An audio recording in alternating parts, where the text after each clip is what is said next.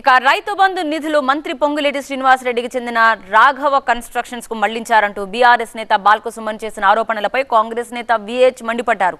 ఆధారాలుంటే న్యాయస్థానాలను ఆశ్రయించాలని సూచించారు ఆయన.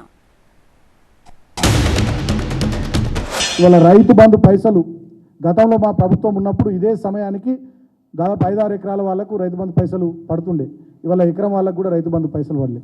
మరి 7,700 కోట్లుండే మేము దిగిపోయేటప్పుడు రైతు బంధు కోసం రెడీ పెట్టినటువంటి పైసలు. మరి ఆ రైతు బంధు పైసలు రైతుల ఖాతాల్లోకి పోకుండా మరి రాఘవ కన్స్ట్రక్షన్స్ ఖాతాలకు పోయినాయా ఏందనేది సోషల్ మీడియాలో చాలా జోకులు నడుస్తూ ఉన్నాయి. అసలు ఏం జరుగుతూ ఉంది? ఏ కాంట్రాక్ట్ సంస్థలకు ఈ రైతు బంధు కోసం పెట్టినటువంటి పైసల్ని మళ్ళించినారో ఈ కాంగ్రెస్ ప్రభుత్వం చెప్పాల్సినటువంటి అవసరం ఉంది. ఇది మరీ అన్యాయం అండి. ఒక అతనికి ఎందుకు ఇష్టమండి?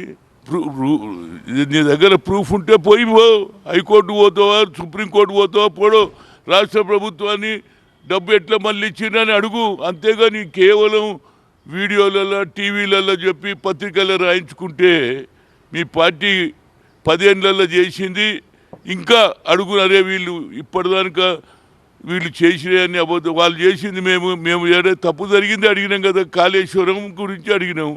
దానికి మేము జ్యుడిషియల్ ఎంక్వైరీ కూడా అన్నాము.